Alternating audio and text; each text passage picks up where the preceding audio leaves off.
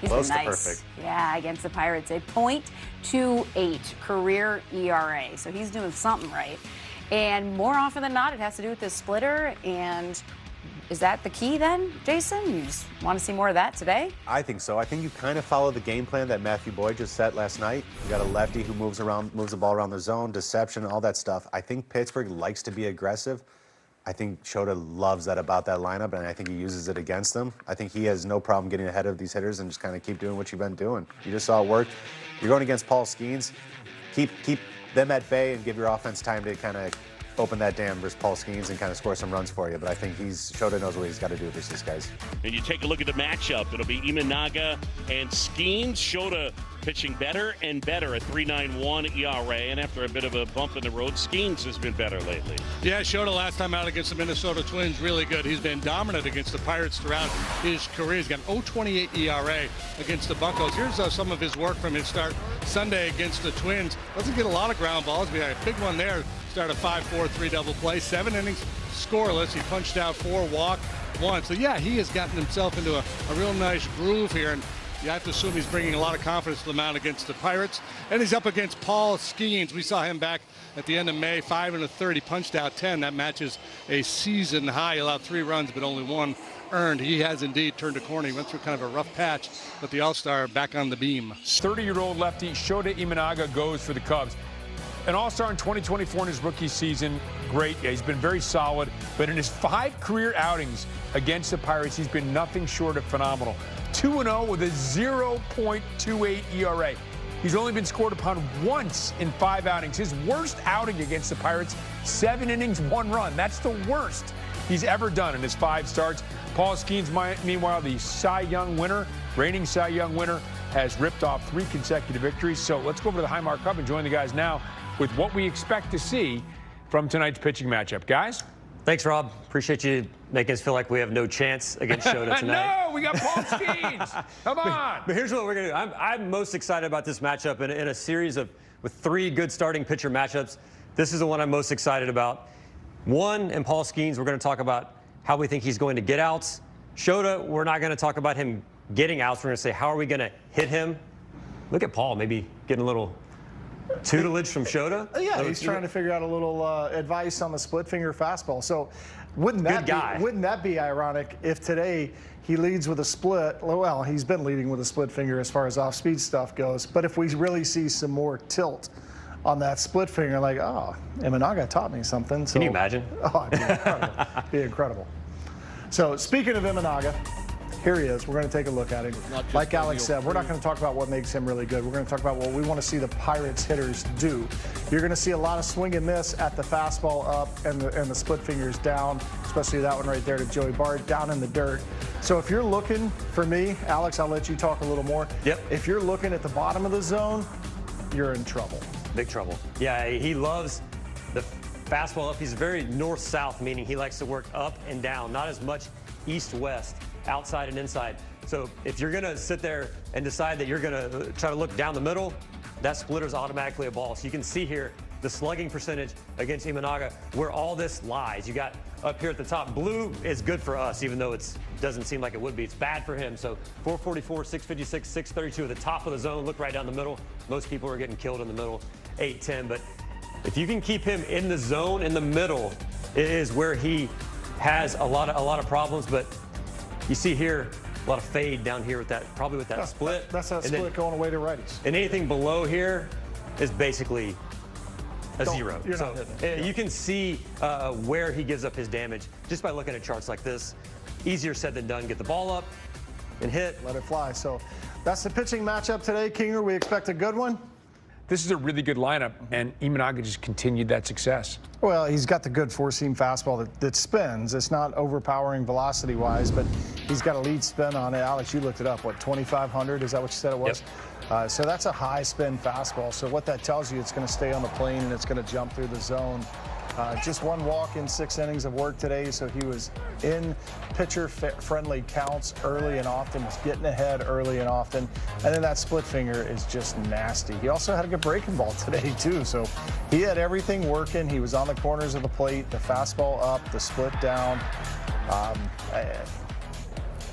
just got our number right now. I mean, the fastball was really working. Today seemed kind of easy for him in comparison to some other starts as far as what he had to throw to get outs. It was a lot of outs with that four-seam fastball up. As you can see, he threw it more than he typically does, 54% as opposed to 41% prior. And then the splitter, he didn't have to throw as much because the Pirates were not getting the barrel to that four-seamer. It was either a foul ball or weakly hit, 4 hard hit balls the whole time he was out there, and ended up pulling him early because they got such a big lead.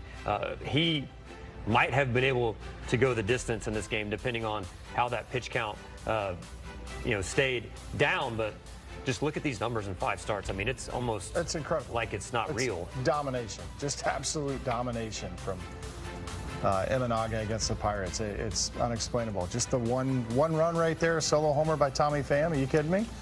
38 innings by my count there. I'm trying to quickly do the math here. While we're talking. I gotta take my shoes off to help you. 17 hits. I mean, it's domination. It is domination. Imanaga has just, for some reason, he's got the Pirates' number. Like I said, he's pretty good, but nobody in the history of baseball has been that good, as good as he's been against the Pirates. What made Imanaga so tough once again? Man, he's been, and it's frustrating. I know our guys are frustrated too. Is the success that he's had, and we need to find a way to be able to make adjustment against him. He's pitched really well against us, changes speeds, throws the split off the fastball. It's the outing that he had in Chicago earlier this year. We were able to get his pitch count up and get him out of the game. We just have not had success. 自分の中で、いいボールと悪いボールを、ブルペンまたは初回の試合の中でしっかりと感じ取って、ゲーム前のプランももちろんあるけど、ゲームに入ってからのプランもしっかりと実行できているのがいい要因です。I think it's a good trend that in the bullpen before a game, as well as in the first inning, I'm feeling out which pitch I have that feels effective, that I have a good feel for, and there's a game plan before the game, but also during the game, having a different game plan and making those adjustments, I think that's been helping. Seeing how aggressive their hitters were last night against Boyd and then aggressive early in counts against you, how did you feel like you were able to counter that? 昨日のボイド選手の登板でも、相手のバッターをすごい積極的に振ってきて、今日もそうでしたけど、それの対策として、自分でどういう考えをしてたんですか？とにかく相手が待ってないボールを選択するようにするのと、もし待ってるボールを投げなければいけない状況になった時に、しっかりと意図を自分が投げるべきところ、ロケーションをしっかり考えて、やってはいけないミスをやらないようにということを頭に決めて投げてます。Yeah, I think just looking at them being aggressive, just making sure like I'm choosing the pitch that they're not thinking about, and then also if there's a situation or a count where I have to throw a pitch that they're probably thinking or sitting on, then just making sure I execute my location and my command and making sure there's no mistake pitches there. Look, you just heard Shota talking about trying to take advantage of the aggressiveness. Craig Counsell said it, and you know who else said it? Jason Kipnis before the game. And so credit where credit is due. This is exactly what you said the game plan had to be for him to have success. It's one of those guys, listen, if that lineup's going to be aggressive against him, he knows how to work around their bats. He knows how to dodge their barrels. This is a guy who worked on the corners all night. 4 hits, 4 Ks, 1 walk, and 6, I think it was only like 84 pitches in 6 innings. He could have gone complete game probably if he wanted to. Yeah, 84. So, I mean, this guy had the command, and you heard him talk about it where he's like, I just don't want to make mistakes if I have to throw a pitch that they're expecting. Rarely was he in that situation where he's like behind the count 2-0, 3-1, and they're expecting a fastball, and he has to locate is probably what he's talking about. But when he did have to throw it, it was never in the spot they wanted. It was never at the speed that they wanted. And so, I mean, this guy just had them off balance.